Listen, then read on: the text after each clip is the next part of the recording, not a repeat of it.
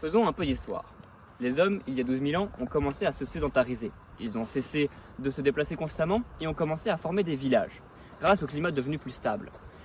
Car auparavant, ce climat étant trop instable, ils devaient sans cesse migrer afin de trouver leur nourriture ou ne fût-ce qu'un endroit où vivre. Les hommes, quand ils ont commencé à se sédentariser, ont commencé à prospérer sur leur environnement. Ils ont commencé à créer de plus en plus d'outils et d'objets afin d'exploiter et de dominer au mieux leur milieu. Ces outils faits généralement de bois, de pierre et ou dans les meilleurs cas de métaux. Mais c'est à la fin du XVIIIe siècle que l'humanité se vit prendre un tournant majeur pour son histoire, qu'elle ait radicalement tout changé.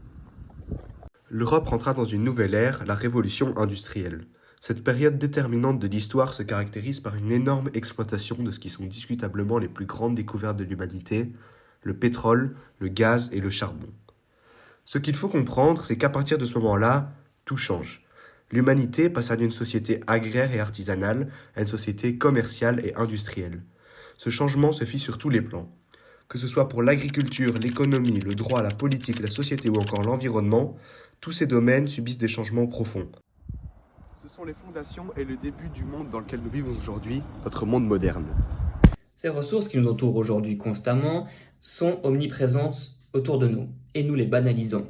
Le pétrole est désormais à la base de presque tous les objets qui nous entourent.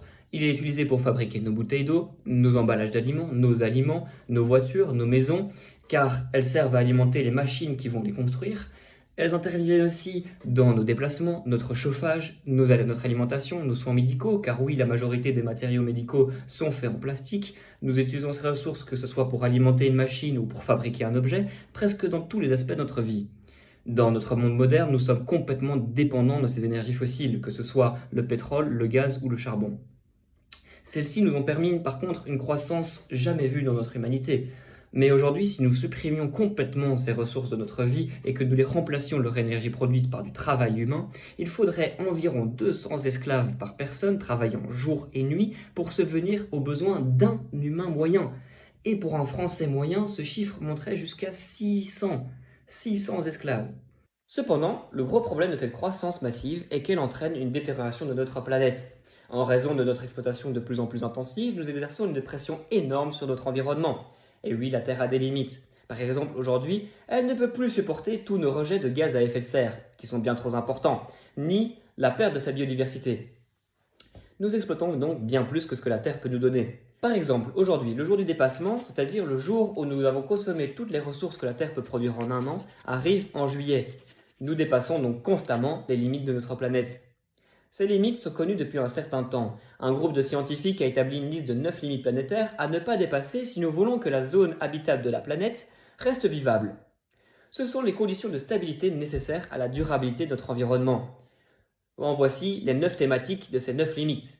Le changement climatique, l'érosion de la biodiversité, la modification des états des sols, la pollution chimique, la perturbation des cycles biochimiques, c'est-à-dire la modification du cycle de vie de l'agriculture, l'acidification des océans, l'aérosol atmosphérique, c'est-à-dire la qualité de l'air, la diminution de la couche d'ozone et l'utilisation d'eau douce. Sur ces 9 limites, nous en avons déjà dépassé 5. Cela pose un problème, car la Terre étant un système à l'équilibre, toutes ses composantes interagissent entre elles. Lorsque nous modifions ce genre de système, une modification inverse doit être effectuée pour la réguler. C'est une loi physique incontestable qui ne dépend pas de notre volonté à nous, êtres humains. Dans notre situation actuelle, nous exerçons une forte pression sur notre écosystème, caractérisé par notre production et l'exploitation intensive de notre ressources terrestres. La Terre atteint ainsi ses limites de ce qu'elle peut nous fournir. Lorsque ces ressources seront épuisées, nous ne pourrons plus rien faire. C'est la limite physique de notre Terre. Si nous atteignons cette limite, nous n'aurons plus de ressources pour continuer à vivre comme nous le faisons aujourd'hui, ce qui entraînera forcément un déclin de notre société, car nous ne pourrons plus vivre comme avant.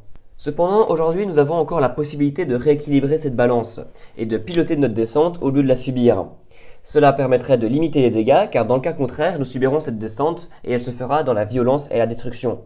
Nous avons donc encore le choix de décider de ce que sera demain, pilotons notre descente avant de devoir la subir.